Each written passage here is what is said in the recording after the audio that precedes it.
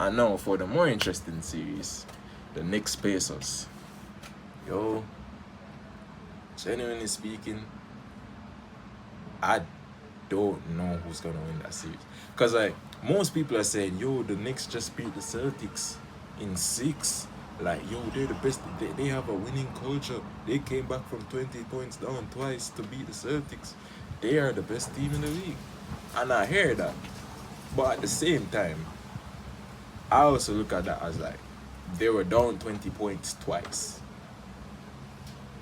in the playoff semifinal game. And I don't see a world where the Pacers are up by 20 and they lose a game. I don't, especially going into the third quarter, fourth quarter.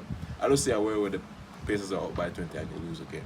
I'm sorry, I just don't see that, because the Pacers are a different team to the Celtics. While the Celtics are chuck some threes, and inshallah, the Pacers are gonna fast pace, get to the rim, finish fast pace. First 7 seconds they're gonna get a bucket. Like, they're a very fast paced team. And I don't know if the Knicks, because the Knicks haven't played a team like this. Because the Pistons aren't really a fast paced team, and the Celtics are obviously not a fast paced team. So I don't think the Knicks have played a team like this before. So with that being said, I don't know if they'll be able to contain it for the first 1 or 2 games. And I genuinely think if they lose the first 2 games, especially at home, because I think the first 2 games are going to be, well, the first game is today, and I think it's going to be in Madison Square Garden. If they lose the 2 games in Madison Square Garden, I don't see them winning the series at all. But it's kind of the same. And here's why I say it's kind of hard for me to call, because people say, oh, they beat the Celtics and they beat a very good Detroit team, which is true. But the Pacers beat the Cavs,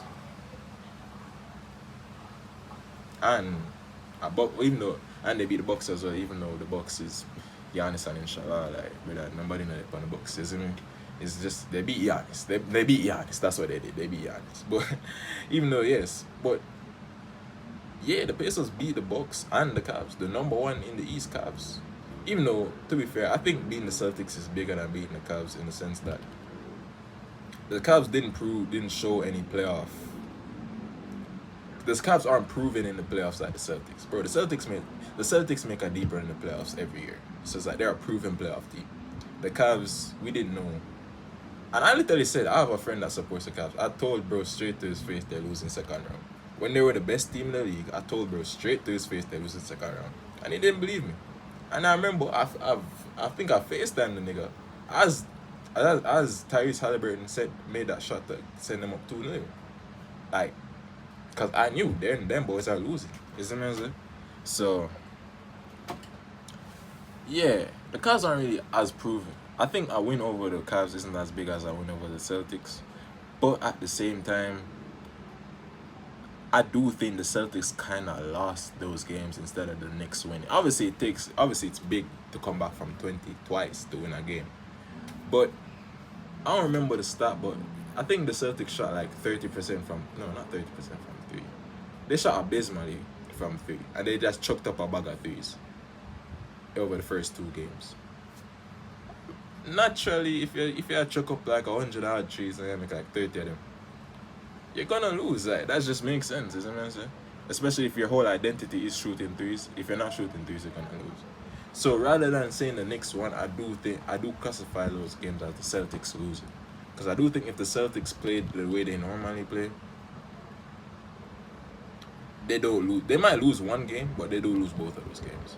And obviously, if they don't lose Jason Tatum, obviously the game that they lost Jason Tatum, which was game 4, at Knicks were winning that game. But if the Celtics still had Jason Tatum, I don't see the way that the Celtics performed in Game 6 happening in general.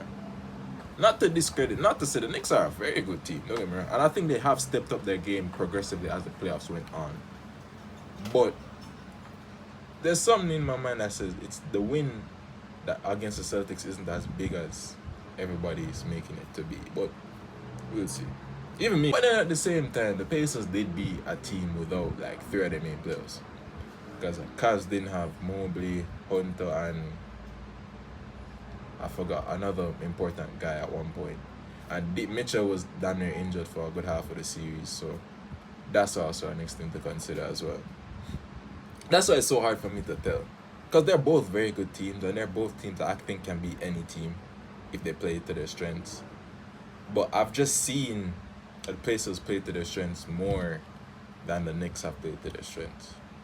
And I genuinely, like, when the Pacers are on their. I remember that game 5 that they blew the Cavs out by, like, enough. That was, like, one of the.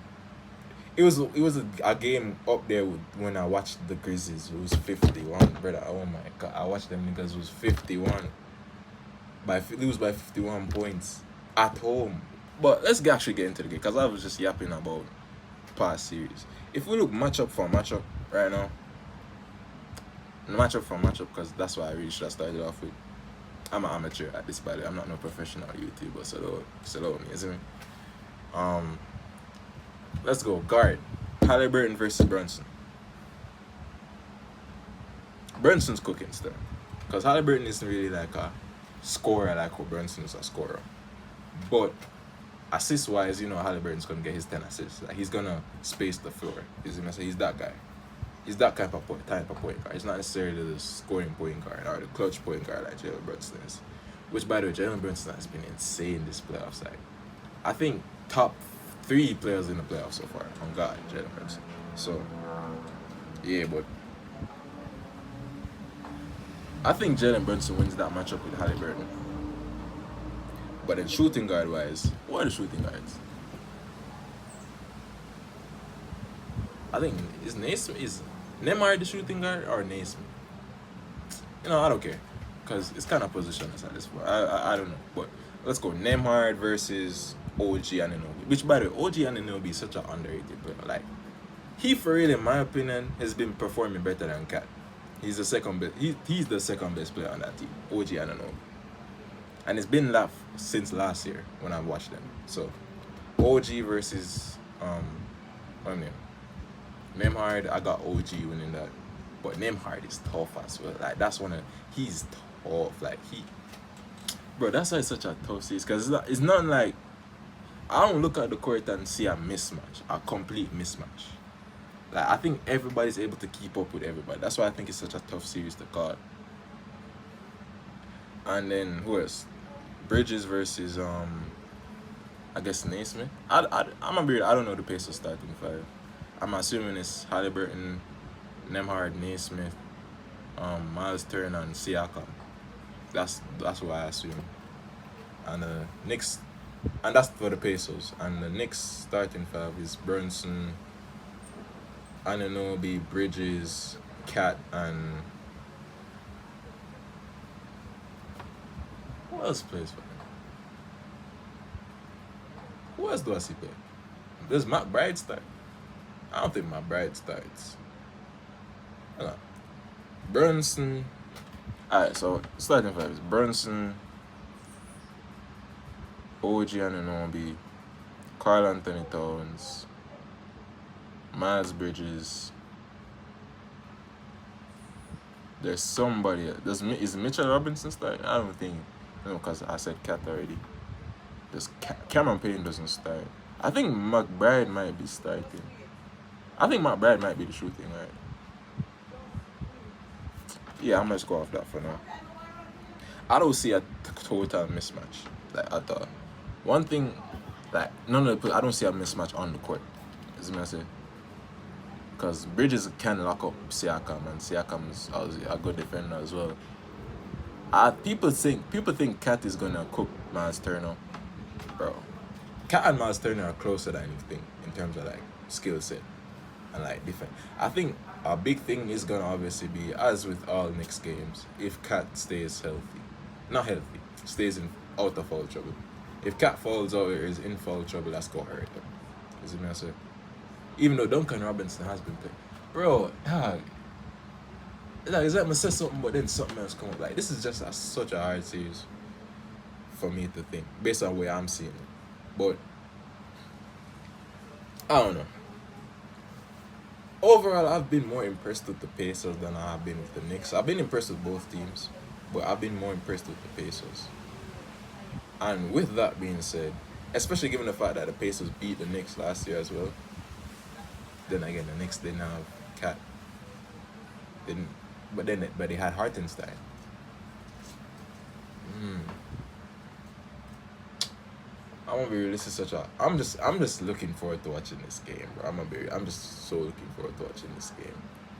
Like this is just gonna be so. But I think a key part of this game is gonna be, I think the Pacers gonna attack Cat, especially because they're fast paced. They're gonna drive at Cat and try to get him to fall out early, which is, I think, is the right strat. Here's the thing again. The advantages that the Knicks had over the Celtics, I don't see them having that over the Pacers. Like the Knicks were more physical than the Celtics. You're not gonna be more physical than the Pacers. Yeah, you're not gonna want it more than the Pacers. They both equally are gonna want it as hard, and they're both gritty teams. So that will get a win by any means necessary. So it's like, at the end of the day, it comes down to personnel, who they have. Bro, it's such a tough game to call. Based off the knowledge that I have, it's just a tough game to call. But as I said, I've been more impressed with the Pacers than the Knicks, and so with that knowledge, I'm gonna go Pacers in 7 still. I'm gonna say Pacers in. I know. I low key. I see the Knicks fans, and I low key want the Knicks to win, but I just don't think they're gonna win. I just don't think they're gonna win. Maybe they prove me wrong. I'm not rooting for any team in this because even though last year I was rooting for the Knicks when they played the Pacers, but this year I've gotten so much respect for the Pacers. It's like I'm not rooting for any team. I'm just enjoying the game, isn't it? But overall, as I said, I think the Pacers have performed at a higher level than the Knicks on average. So yeah, I got the Pacers winning in 7 still. Yeah.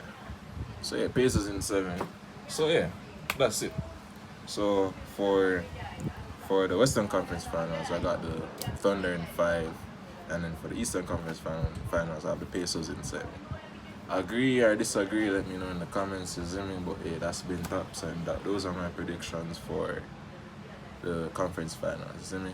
One thing for sure, these are gonna be interesting games. You see me? Especially the Knicks Pacers. Like I'ma like that game. You see me? But I think it's crazy because I seen a post. I said one of either Halliburton, Jalen Brunson, Anthony Edwards, or Shea is gonna win their first ring, and that's like crazy. That's tough. Like this is really like the new age of basketball, man. Like we're seeing it. This is really the new age of basketball. So yeah. But yeah, as I said, I've been top season, and that's been my predictions.